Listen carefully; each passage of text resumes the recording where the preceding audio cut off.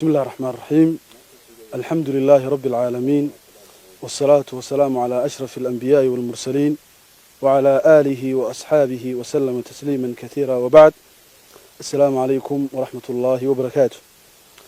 بيانك علماء قبل كتقدر يكو آدن كوفيد-19 قضبك كواد علماء قبل كتقدر وحاي بلشدة سوماليلاند ودردار ميان cabsida ilaahay iyo inay isaga tala saartaan toobadkeena la yimaadaan.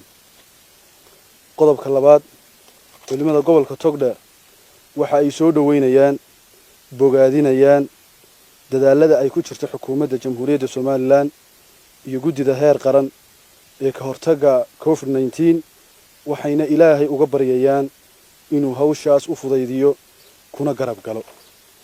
qodobka saddexaad, culimada gobolka Togdheer waxa ay bulshada Soomaaliland u cadeynayaan in xanuunka COVID-19 uu leeyahay khatar caafimaad oo gaarsiisan inuu sababi karo dhimasho, sida haddaba uu adduunka u aafeeyay mudanna in laga diyaar garoobo.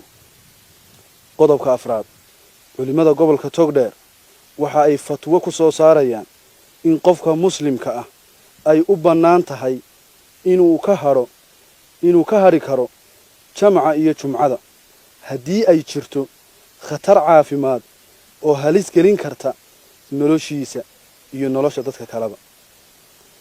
qodobka shanaad, culimada gobolka Togdheer waxa ay cadeynayaan qodobka shanaad sida ku cad warmurtiyeedka ay soo saareen culimada Soomaaliland ee ka qabsoomay xarunta wasaaradda diinta iyo awqaafta Jamhuuriyadda Soomaaliland kuna taariikhaysnaa bishii afraad afarteedii 2020, iyo sidoo kale go'aamada ka soo baxay guddida ka hortagga COVID-19 ee heer qaran midna kuma jirto in la xidho masaajidda, haddana ma muuqato daruuro keensanaysa arrinkaas.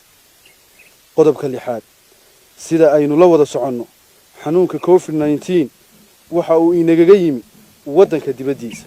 haddaba culimada gobolka Togdheer waxay cod dheer ugu sheegayaan xukuumadda Soomaaliland inay xidho xuduudaha dalka iyo duulimaadyada, isla markaana ay joojiso qaadka, iyada oo hadda ay bulshada iyo ganacsatada qaadkuba u diyaarsan yihiin inay ka qaataan dowrkooda. haddii aan la xidhin lana joojin, dhibta ka timaada waxa qaadaya mas'uuliyaddeeda ciddii ummadda ku soo daysay khatartaa la wada arkaayo. culimada gobolka Togdheer waxa ay qodobka toddobaad, culimada gobolka Togdheer waxa ay ku talinayaan in la ballaariyo guddiyada heer qaran iyo heer gobol ee qaabilsan wacyigelinta xanuunkan, laguna soo daro qaybaha kala duwan ee bulshada. qodobka sideedaad, durba waxa muuqanaysa saamaynta dhaqaale ee uu keenay xanuunkan COVID-19.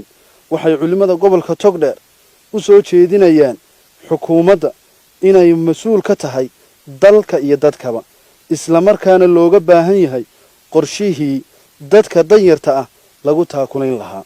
sidoo kale culimadu waxa ay ganacsatada ku boorinaysaa inay la dareen qaybsadaan bulshadooda.